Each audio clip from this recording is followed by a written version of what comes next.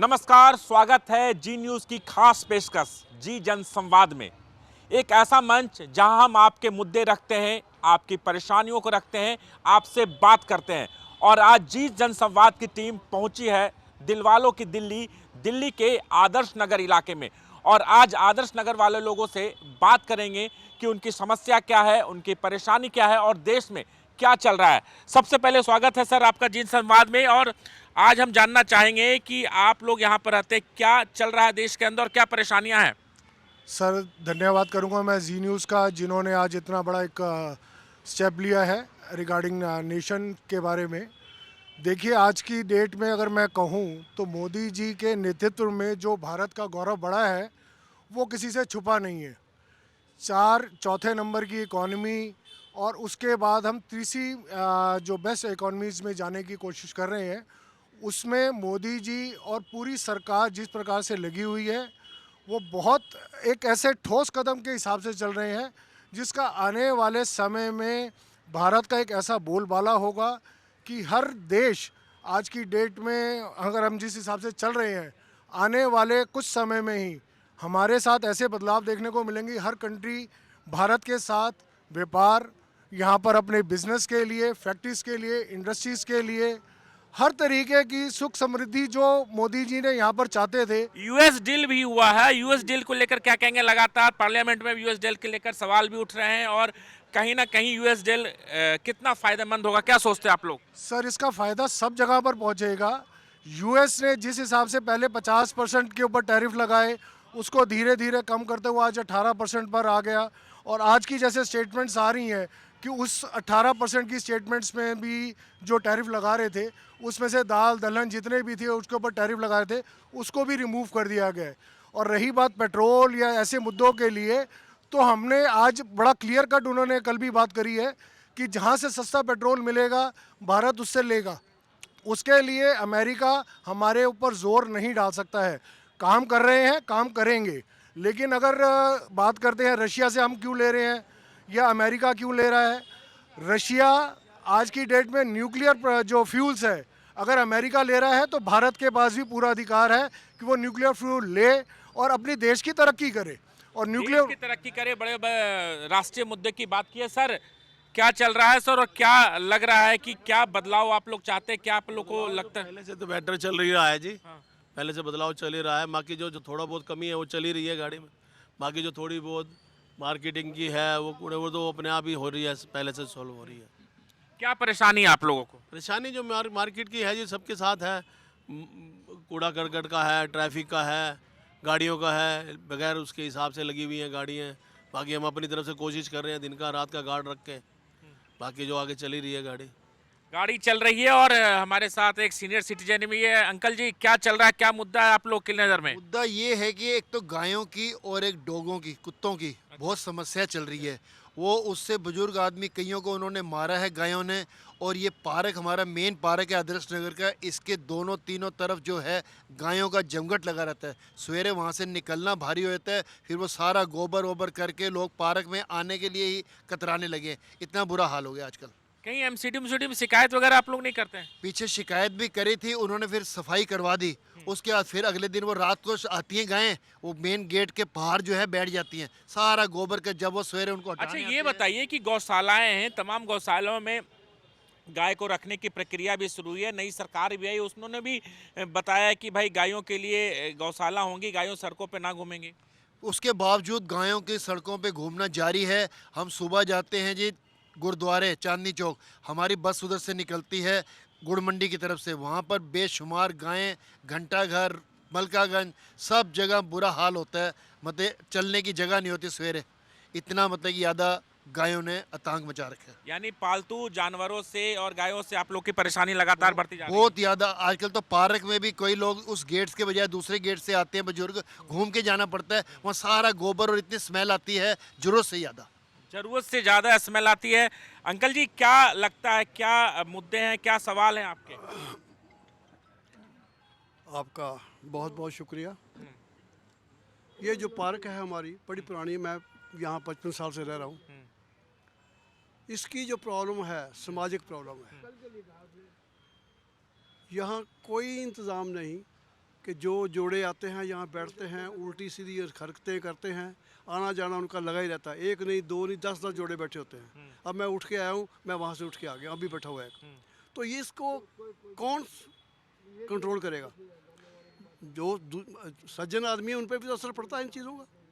मैं उठ के आ गया हूँ, मैं तो आ गया ये तो नैतिकता की बात हो गई ना सर। हाँ। हाँ? ये नैतिकता की बात होगी। अच्छा जी, और कुछ सवाल लगते हैं, कुछ मुद्दे लगते हैं। सर ये बताएं कि आप यहाँ पर हैं और हमारे खास कार्यक्रम में भी शामिल हुए हैं, क्या समस्याएं लगती है, क्या परेशानी है आप लोगों की यहाँ पर होती है? देखो, समस्याएं, दैनिक समस्याएं तो रोज़ आती हैं, जिसमें कूड़े की भी आती है, प्रशासन ठीक भी करता है, लेकिन पब्लिक का अपना भी एक व्यवहार होना चाहिए कि इसको, कूड़े को अपना तरीके से डालें, इसको फैलाएं नहीं। और समस्या एक लॉ एंड ऑर्डर की आती है, जैसे भी हमारे बुजुर्ग ने कहा है कि भाई पार्क में जैसे घटनाएं होती हैं, तो वो कई बार क्या होता है कि अब जैसे हम अपनी शिकायत करते भी हैं, प्रशासन के पास भी जाते हैं, दिल्ली पुलिस के पास भी जाते हैं, तो उनके पास एक सवाल ये आता है कि हमारे पास स्टाफ की कमी है।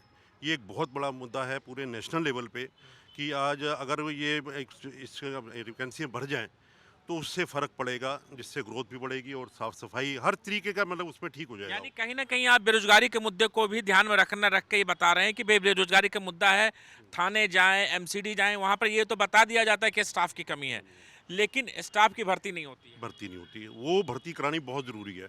उससे बहुत से मसले जो हैं हल हो जाएंगे। बहुत से मसले हल होंगे, क्योंकि लॉ एंड ऑर्डर की समस्या को लेकर इन्होंने अपनी बात रखी है। आप सर क्या लगता है दिल्ली के अंदर क्या चल रहा है? और सर दिल्ली के अंदर जो भी नई सरकार आई है, काफ़ी चीज़ें चेंज भी हो रही है, अच्छा काम भी हो रहा है, और मुझे लगता है जो भी सरकार आती है कुछ अच्छा करने की कोशिश करती है। बात रही जैसे सर ने कहा स्टाफ की कमी है, ये बहुत बड़ा मेजर इशू है। मैं आरडब्ल्यू का जॉइंट सेक्रेटरी हूँ। हम लोग रोज़ देखते हैं यहाँ पे रोज़ रिटायरमेंट हो रही होती है, पर बदले में रिक्रूटमेंट कोई नई नहीं हो रही है। पिछले 2 महीने में हमने कम से कम 30 बार यहाँ पे लोगों को रिटायरमेंट देख लिया, हॉर्टिकल्चर डिपार्टमेंट में ही, छोटे से वार्ड के अंदर। सोचो कितनी ज़रूरत है।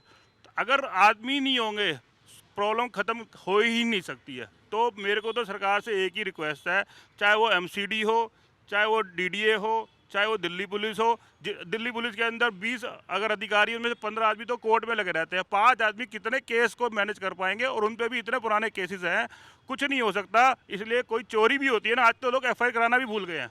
एफआईआर आजकल होती ही नहीं है। एफआईआर इसलिए नहीं कराते कि एफआईआर दर्ज नहीं होती है या फिर लोग नहीं मिलते? एफआईआर का कोई यूज ही नहीं होता। वो सिर्फ अगर आप एफआईआर करा दो, आज किसी की बैटरी चोरी हो जाए, गाड़ी चोरी हो जाए, तो पुलिस वाले का फोन आता है कि मोबाइल चोरी हो गया, क्या चोरी हुआ है। उसको यही नहीं पता था क्या टॉपिक चल रहा है, क्योंकि उसका इतनी सारी फाइल है, वो भी कंफ्यूज हो जाएगा। तो ये जो मैन पावर की कमी है, बिल्कुल सर ने बिल्कुल सही कहा है, ये पूरे दिल्ली में ये भयंकर समस्या है। मेरे हिसाब से कम हज़ारों आदमी को जॉब मिल सकती है, जिससे इकोनॉमी भी बढ़ेगी, क्योंकि वो जो जॉब मिलेगी, उनको सैलरी मिलेगी, वो भी तो खर्चा करेंगे। तो ये एक इकोनॉमी के एंगल से भी अच्छा स्टेप हो सकता है। आपने बोला कि यहाँ पर गाड़ियों की बैटरियां चोरी हो जाती, क्या आए दिन ऐसी घटनाएं होती हैं? ये नॉर्मल है।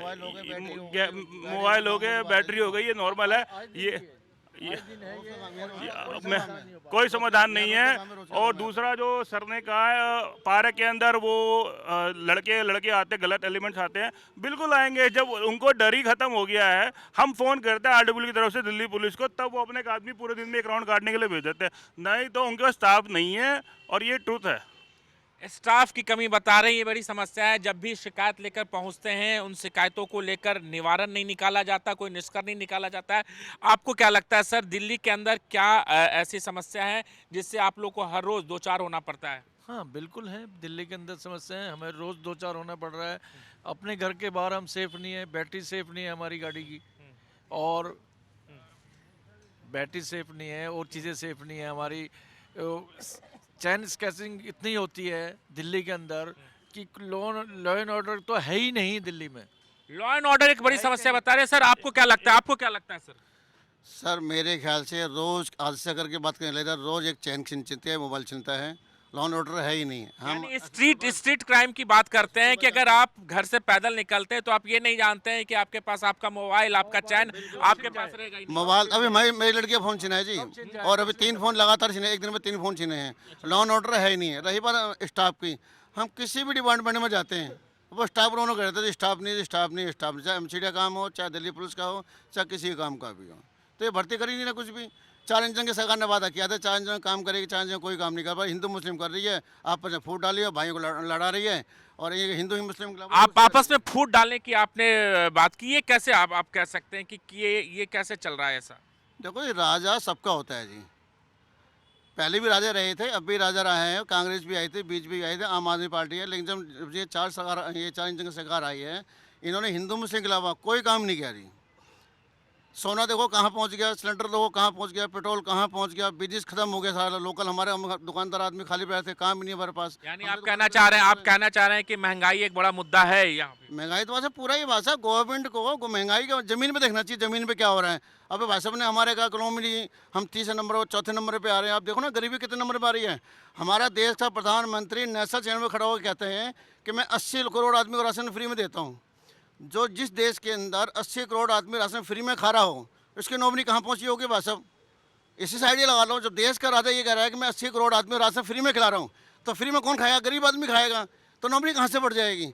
ये तो सब कागज़ों में बढ़ रही है या मीडिया के अंदर बढ़ रही है। मीडिया कोई भी ज़मीन के राशन नहीं देती, ज़मीन के कोई खबर दे रही कि ज़मीन पे क्या हो रहा है, राशन क्या रेट बिक रहा है। आटा आज की तारीख के अंदर 50 रुपये किलो बिक रहा है भाई साहब। गरीब आदमी 50 किलो आटा कहाँ से खाएगा? मजदूरी नहीं है बिल्कुल भी। दाल चीनी सोना देख लो भाई साहब, सोना 162 रुपये पहुँच गया भाई साहब। एक गरीब आदमी एक अंगूठी नहीं बनवा सकता, पर लड़की शादी नहीं कर सकता। मेरे घर के अंदर कोई गरीब कोई मुसीबत आ जाए, मैं क्या बेचूंगा? स्टील के बर्तन। पहले आज से कुछ साल पहले या अंग्रेज़ ज़माने के टाइम में भी 50 साल पहले 100 साल पहले गरीब आदमी कोई मुसीबत पड़ती थी, सूखा पड़ता था या शादी ब्याह करता था, तो घर के अपने सोना चांदी बेच के अपना घर लगा लेता। आज क्या बेचेगा? और आने वाला भविष्य है। और आने वाले समय पे क्या हो, बड़ी समस्या। सर आप ये महंगाई की भी बात कर रहे हैं, आप लोगों को क्या लगता है महंगाई एक बड़ी समस्या है? सर देखिए, महंगाई जिस स्तर पर चल रही है, और जैसे भाई साहब ने कहा कि 80 करोड़ जनता को अगर आज मोदी जी राशन बांट रहे हैं, तो ये शायद इनके अपनी व्यूज़ हो सकते हैं। हमारे पास आज की डेट में इतनी समर्थता है कि हम 80 करोड़ लोगों को राशन दे पा रहे हैं, और बिना किसी पैसे के, बिना किसी शुल्क के। रही बात सोने और चांदी की, ये एक ग्लोबल लेवल पे चल रहा है, जिसके लिए लोगों ने जैसे खरीद फरोख्त शुरू कर भी दी है, कर रहे हैं वो लोग। लेकिन बात को लेकर बात कर रहे हैं, कुछ और लोग हैं, उनसे बात कर लेते हैं। आप बहुत देर से आप कह रहे हैं कि कुछ कहना चाह रहे थे, क्या है मुद्दे आप? मैं इनकी बात बिल्कुल गलत है। 80 करोड़ समर्थ क्या है? गरीब आदमी है, उनको खाना दिए, 5 किलो राशन उस पर डिपेंड है वो। और बाकी आदर्श नगर की समस्या, आदर्श नगर इंक्रोचमेंट की बहुत प्रॉब्लम है। आप इस रोड पे चल जाओ, मार्केट रोड पे चल जाओ, आपको शाम को निकल नहीं सकते आप, इतना बुरा हाल है। सिर्फ यही है या पूरे दिल्ली के अंदर इंक्रोचमेंट की समस्या नगर की बात करता हूँ, आदर्श नगर की बात करता हूँ, सब जगह ही है। आदर्श नगर में दुकानदारों ने 3-3 फुट तो पहले रैंप बना रखा है, उसके आगे 5-5 फुट आगे रेडी लगा लेते हैं, सब्जी वाले खड़े करते हैं बिना। सर आप बहुत देर से बैठे हैं, क्या समस्या लगता है? आप लोग यहाँ पर नौकरी पेशे वाले हैं, तमाम लोग हैं, क्या मुद्दे हैं आपके? मार्केट में जो कि एनक्रोचमेंट बहुत ज़्यादा हो रखी है। सबसे ज़्यादा तो रेडी वालों ने दिन में रेडियाँ आगे घेर के जगह घेर के लगा लेते हैं, उसके बाद फिर वहीं पे शाम को जाते हुए अपना कूड़ा सब वहीं डाल देते हैं, जिससे मार्केट में बहुत ज़्यादा गंदगी। सफाई वाले नहीं आते हैं क्या? सफाई वाले आते हैं, वो एक टाइम करके चले जाते हैं, सुबह 6 बजे 5 बजे। उसके बाद सारा दिन मार्केट में पूरी गंदगी मची रहती है, कूड़ा फैला रहता है। इंक्रोचमेंट और समस्या सफाई को भी लेकर भी है, कुछ और लेकर।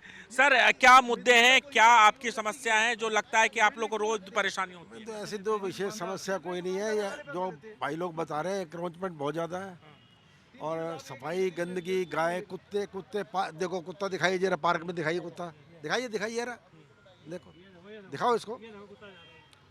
ये 6-7 है पार्क में ही, इसमें ही यही रहते हैं, तो ये भी काटते हैं। कई तो कुत्ते लेके भी आ जाते हैं, कई कुत्ते लेके भी लेडीज आ जाती हैं अंदर, जबकि बोर्ड लगा हुआ है कि कुत्ता लाना मना है, पर वो अगर उससे कुछ कहो तो वो लड़ने को पड़ती हैं। यानी पेट्स लवर भी एक बड़ी समस्या है आप लोग को, क्योंकि आप लोग सीनियर सिटीजन है, धूप सेकने आते हैं, पार्कों में आते हैं, और पेट्स लवर की वजह से भी समस्या आती है। बिल्कुल समस्या है हमारी। अंकल जी आपको मेरी बात को आपने कैसा कि नैतिक की बात है। हाँ। नैतिक का मतलब नैतिक तो सब समाज की होनी चाहिए ना, अगर अच्छी होनी चाहिए। ये जो अगर पुलिस 2 चक्कर भी यहाँ मार दे यहाँ का थानेदार के क्या के, तो ये आएंगे नहीं। तो पुलिस नहीं आती है क्या? दिल्ली पुलिस के लोग या बीट कांस्टेबल नहीं आते? कोई नहीं आता। कोई नहीं आता कोई नहीं आता। आप सर क्या कहना चाहेंगे, क्या मुद्दे होंगे? की समस्या है इस लॉ एंड ऑर्डर की समस्या लॉ एंड ऑर्डर की समस्या है, पुलिस भी नहीं आती है, जाम भी बहुत होता है यहाँ पर। ट्रैफिक की समस्या को सामना करना पड़ रहा है। जी हाँ, जी हाँ। जिस एरिया को यहाँ पर आना होता है तो जाम में फंस जाता है वो आदमी। तो यहाँ मंडी सामने ही है, वहाँ पर पुलिस नहीं होती पूरे दिन, जिससे जाम बना रहता है। कभी आप लोगों ने इसकी शिकायत की है कंसर्न ऑफिसर से मिलकर, डीसीपी से मिलकर? साहब को अपने पार्षद को बोला है कि यहाँ जाम की समस्या हल होनी चाहिए। जाम की समस्या का हल होना चाहिए, एक बड़ी बात की है इन्होंने को। दिल्ली के अंदर जाम की एक बड़ी समस्या लगातार। आपको आपके अंदर क्या लगता है सर, क्या मुद्दे हैं, क्या परेशानियां हैं? दिल्ली में इतनी सवारी नहीं है जितना बैटरी रिक्शा है। अच्छा, गाय है, कुत्ता है, यही सरकार से चाहते हैं। ये दूर करेंगे तो ठीक है, नहीं तो मर्जी है इनकी। बैटरी रिक्शा से क्या दिक्कत होती है आप लोगों को? बैटरी रिक्शा क्या परेशानी है? बैटरी रिक्शा से क्या परेशानी? बैटरी रिक्शा वाले को जहाँ सवारी हाथ देती है वो वहीं रोक देता है। उसको ना आगे वाले से कोई मतलब है, ना पीछे वाले से मतलब है। रात चलते हुए आदमी को परेशानी हो रही है, पैदल चलने वाले को दिक्कत है, कार वाले को दिक्कत है। बैटरी रिक्शा, इतना बैटरी रिक्शा है कि बहुत बड़ी समस्या है दिल्ली की बैटरी रिक्शा की। बैटरी रिक्शा की समस्या आप लोगों को लग रहा है? इंग्लिश का प्रोवर्ब है, excess of everything is bad. वो ये ऐसी आबादी यहाँ इतनी हो गई है जिसका कोई अंदाज़ा नहीं। और मैं 55 साल से यहाँ रह रहा हूँ, बिल्कुल खुले एरिया में आए थे। अब गली में जाना होता है तो वो भी टाइम लगता है अपनी सेफ्टी के लिए। तो ये चीज़ें हैं, ये चीज़ों तो फिर को मेरे ख्याल गवर्नमेंट भी कुछ नहीं कर सकती। गवर्नमेंट भी कुछ नहीं कर सकती है। कुछ और लोग हैं, उनसे जान लेते हैं। अंकल जी, क्या लगता है, क्या समस्याएं, क्या परेशानी है, क्या मुद्दे हैं आपके नज़र में? समस्याएं सफाई की, ट्रैफिक जाम की और स्नैचिंग की बहुत ज़्यादा है। और स्थानीय विधायक और कारपोरेटर को भी कहा है, वो कहते हैं जी हटवा दो 10 बजे के, गाय को कोई नहीं हटाता। ये बहुत बड़ी समस्या है गाय और कुत्तों की। जानवरों को लेकर, यानी कुत्ते गाय को लेकर, जो खुले में आवारा पशु को लेकर आप लोग की समस्या होती है? जगह जगह गोबर कर रही है, वहाँ पेशाब कर रही है, स्कूटर स्लिप होते हैं, बुढ़े आदमी गिर जाते हैं। स्लिप हो गए, कोई सुनता ही नहीं है। तो कहीं कंसर्न है एजेंसी वगैरह से आप लोगों ने कभी शिकायत और सवाल जवाब नहीं किए क्या? बहुत किए, लोगों ने शिकायत भी करी, वर्ष भी भेजे, कोई सुनता ही नहीं है। चाहे कारपोरेटर है, चाहे विधायक है, चाहे सांसद है। सांसद तो हमारा गुम ही हो गया है, पता नहीं दिल्ली से बाहर चला गया है। सांसद जी मिलते ही नहीं है, कभी गया कहीं सांसद जी के यहाँ? पता ही नहीं, तो यहाँ कहाँ, किसके पास जाए? हाँ, आप कुछ कहना चाह रहे थे? सांसद बनने से पहले हम लोगों को यहाँ पार्क में बैठा के ये बोलते थे, भैया जी मैं एक ऐसा सांसद हूँ जो आपके यहाँ द्वार पे आऊँगा, आप मेरे पास नहीं आएंगे, मैं आपके द्वार पे आऊँगा। और आज सांसद बने हुए देख लो आप कितने साल हो गए, और सांसद का अता पता भी नहीं है। कोई अता पता नहीं, कोई अता पता नहीं है। ढूंढने की कोशिश नहीं की आपने? हम कहाँ जाएं, हमें पता तो चलेगी। सांसद वही बात है कि अपने प्रतिनिधि के बारे में बात कर रहे हैं, जो चुनाव के टाइम पे आते हैं उसका भूल जाते हैं। हाँ सर, आप कुछ कहना चाह रहे थे, क्या मुद्दा? वही आ जाता है, जैसे अभी ट्रैफिक की बात हो रही थी। ट्रैफिक की समस्या तो पूरी दिल्ली में भयंकर है। आज पीछे जैसे शादियों का सीजन चल रहा है, आप अगर किसी शादी पर अगर 8 बजे निकलते हैं तो आपको कंफर्म नहीं है कि शादी, कई बार तो ये पोजीशन हो जाती है कि फेरे भी हो जाते हैं तो आदमी पहुंच सकता है। कारण क्या है? स्टाफ की कमी। पहले क्या होता था, ट्रैफिक वाले हर चौक पे नज़र आते थे खड़े। जब से कैमरे लगे हैं तब से वो क्या है कि एक साइड पे खड़े होते हैं, वो नज़र नहीं आते, और ट्रैफिक की समस्या दिन ब दिन बढ़ती जा रही है। और ये बहुत बड़ा इशू है, इतना ज़्यादा इशू है कि जिसका मतलब बयान करना शब्दों में है ही नहीं है। देखिए, निश्चित तौर पर दिल्ली वालों के लिए ट्रैफिक की एक जो समस्या है, जिसकी चर्चा लगातार तमाम लोग यहाँ पर जो बैठे हैं वो कर रहे हैं। सर, आप कुछ कहना चाह रहे थे ट्रैफिक को लेकर? सर, ट्रैफिक की समस्या के लिए जिस हिसाब से ये गाड़ियाँ और बाकी व्हीकल्स बढ़ रहे हैं, तो आने वाले समय में मैं एक सुझाव दे सकता हूँ कि गाड़ी की एक कुछ पॉलिसी बनानी चाहिए कि कितनी गाड़ी लिमिटेड होनी चाहिए। इसमें हमारे को कुछ फ़ायदा मिलता है, वो होता है एक तो अतिक्रमण नहीं होता है, एक्स्ट्रा रोड के ऊपर जो गाड़ियाँ खड़ी होती हैं उसके अंदर भी हम एक निश्चित रूप से कहेंगे कि कंट्रोल कर सकते हैं कि गाड़ियाँ पार्क ना हो। दूसरा, इससे पॉल्यूशन की एक समस्या बड़ी एक ज़बरदस्त आती है जो पूरी दिल्ली के अंदर, सही बात बोला आपने, दिल्ली के अंदर पॉल्यूशन मतलब नवंबर के महीने शुरू होता है और पॉल्यूशन की समस्या से हम हर साल 2-4 होते रहते हैं। बिल्कुल होते हैं। ये पॉल्यूशन की समस्या एक ऐसी समस्या है जो ये अब एनजीटी नेशनल लेवल के ऊपर ये इशू उठ चुका है, और इसके ऊपर मुझे लगता है कि सरकार को कोई ना कोई काम करना चाहिए और एक ठोस कदम उठाना चाहिए। दूसरा, मैं चाहूँगा कि नेशनल लेवल के ऊपर हमारी एजुकेशन व्यवस्था और एक हेल्थ इश्यूज़। जो हॉस्पिटल की व्यवस्था है और एक एजुकेशन, इसके अंदर कोई ना कोई ऐसे रिफॉर्म्स आने चाहिए कि पढ़ाई लिखाई एक अच्छे स्तर पे जाए। जो रिजर्वेशंस हैं वो एक लिमिटेड लेवल तक और एक पर्टिकुलर सिचुएशन तक मिलनी चाहिए। रिजर्वेशंस जो हैं आने वाले टाइम में एक बहुत बड़ा घातक रूप ले सकती हैं, ये मेरा विचार है। बाकी लोगों का अपना एक सहमति हो सकता है कि विचार कि भाई इसको आरक्षण देना है या नहीं देना है, लेकिन समाज के अंदर आरक्षण जो आता है उसके अंदर एक एजुकेशन और एक हेल्थ स्ट्रक्चर, ये बहुत ज़्यादा इफेक्टेड रहते हैं। अगर आप एजुकेशन को लेके चलते हैं तो आने वाली जो एजुकेशंस और जनरेशन्स आती हैं वो कहीं ना कहीं जाके उच्च स्तर के ऊपर अच्छे अच्छे इंस्टीट्यूट्स में, साइंटिफिक में, रिसर्च में यही लोग जाते हैं। तो जो पढ़ाई लिखाई का एक मुद्दा है, एजुकेशन, ये एक बहुत शिक्षा पे ध्यान देना चाहिए। अंकल, हाँ, आप किस चीज़ के बारे में पूछना चाह रहे हैं मेरे से, मुझे बताइए। हम ये जानना चाह रहे हैं अंकल जी, आप दिल्ली में रहते हैं, आपके नज़र में आपके क्या सवाल हैं, क्या मुद्दे हैं आपके? हमारे मुद्दे ये हैं, एक तो यहाँ पे क्राइम बहुत ज़्यादा है, इसकी कोई वो नहीं हो रही। घर से निकलना एक वो है, पहली बात तो इसको थोड़ा ठीक किया जाए। दूसरा, ये सड़कें हैं इतनी ख़राब है कि आदमी इन्हों गड्ढे दिखाई नहीं देते इन्हों को। देखिए, बड़ी बात कर दी है अंकल जी ने गड्ढे को लेकर। राजधानी दिल्ली में पिछले दिनों 2 लोगों की मौत हुई, जनकपुरी में हुई, रोहिणी इलाके में हुई, जहां पर सीवर का मेन होल खुला हुआ था, वहां गड्ढे में डूबने से मौत हुई। जनकपुरी में हुई, जहां पर गड्ढे को छोड़ दिया गया। इस मुद्दे को उठा रहे हैं अंकल जी। देखिए ये सड़क देखिए, यहाँ से चिस चौक से लेकर लेबर चौक तक आप चल नहीं सकते रिक्शा लेकर, गड्ढे इतने लगते हैं, क्या दिखाई नहीं देता? इन्हों को चालान तो दिखाई देता है कैमरे के अंदर, गड्ढे नहीं दिखाई देते। यही चाहता हूँ, ये चीज़ें छोटी छोटी चीज़ें समझो, बड़ी चीज़ें इसको ठीक किया जाए। जहाँ तक ये उसकी क्या कहते हैं वायु की है, ये तो गवर्नमेंट कर रही है, वो कर रही हूँ जी, हो जाएगा जी। इससे नहीं, जो मेन जो प्रॉब्लम है छोटी छोटी उनको दूर नहीं किया जाता। एक कहते हैं जी कि झुग्गी वाले हैं, अरे झुग्गी वाले हैं ठीक है, ये तो मेरे कहने पर यही है कि सबको विकास तो हो रहा है, दिखाई दे नहीं रहा। देखिए, चलान तो दिखते हैं लेकिन गड्ढे नहीं दिखते। बड़ी बात कर दी है आप। सर देखो, सब क्रिटिसिज्म तो करते रहते हैं, सोल्यूशन भी गवर्नमेंट को हमें देने चाहिए। मेरे हिसाब से मैं एक दिल्ली लेवल पर, स्टेट लेवल पर, इंडिया लेवल पर और दिल्ली लेवल पर बात करना चाहता हूँ। दिल्ली लेवल पे जैसे सर ने बताया कि जो व्हीकल हैं वो बहुत ज़्यादा हो गए। अब तो ये अगर आप काउंट करो ना, व्हीकल ज़्यादा होंगे, घर कम होंगे। ठीक, मतलब इंक्लूड कर लो बाइक, गाड़ी। क्यों? क्योंकि गवर्नमेंट नए नए व्हीकल तो दिए जा रही है, वो पुराने व्हीकलों का कोई इंतजाम नहीं कर रही है। गवर्नमेंट को एक सिंगापुर टाइप पॉलिसी लानी चाहिए कि अगर आप एक नई गाड़ी दो तो पुरानी गाड़ी लो भी बदले में, जिससे ये पुरानी गाड़ियाँ हटे। दूसरी बात, स्कूलों की बात है। स्कूलों के अंदर एजुकेशन का जो लेवल है वो बच्चे की इनकम के हिसाब से डिसाइड कर रखा है। अगर गरीब बच्चा तो उसको क्वालिटी ऐसी मिलेगी, अमीर बच्चा है तो उसको ऐसी क्वालिटी मिलेगी। ये एक इक्वालिटी लानी चाहिए, ये डिस्क्रिमिनेशन नहीं होना चाहिए। अब इंडिया लेवल की बात करता हूँ।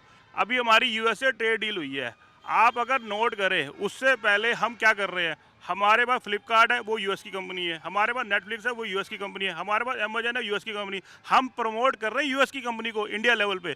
और जो लोकल व्यापार है, जो किराना की दुकान का काम करता है, उसका बिजनेस कम हो रहा है। जो छोटे मोटे काम करता हूँ, हम अपने देश की इकोनॉमी को ख़त्म कर रहे हैं इंडिया लेवल पे और यूएस की इकोनॉमी को बढ़ा रहे हैं। अब ये जो ट्रेड डील हुई है, इसके अंदर क्या है, इंडिया को तो देगा 18% टैक्स और यूएस देगा 0% टैक्स। क्या हम उनका माल खरीदेंगे और जो इन दुकानदारों को जो माल बिकता है वो हम डंप करने की प्लानिंग कर? Local vocal, make in India, तमाम चीजें चल रही है, उसको सरकार तो लोकल को वो डिस्करेज कर रहे हैं और इंपोर्ट को इंकरेज कर रहे हैं। इसका मतलब यही हुआ। दूसरी बात, आप देखो टेक्नोलॉजी के अंदर जितनी भी हम अपने ऐप यूज़ करते हैं, 99% ऐप अमेरिका लेवल की है। तो अगर आपको करना है तो उस पर भी उनको टैरिफ लगाओ। उनकी जो ऐप चल रही है उनको भी टैक्स, उनकी सारी ऐप टैक्स फ्री है। और इंडिया के ऊपर जो टूर की जो वेबसाइट होती है, मेक माई ट्रिप, इन पर अगर कोई बुकिंग करता है तो इनको टीसीएस देना है। बाहर की ऐपों पे कोई टीसीएस नहीं देना। तो ये जो डिफरेंस है ना इंडियन बिजनेस को मारने का और फॉरेन बिजनेस को उगाने का, इसको गवर्नमेंट को रीवैल्यूएट करना चाहिए। ये देश के लिए नुकसानदायक है। तो आज के लिए इतना ही, फिर मिलते हैं अगले पड़ाव पर।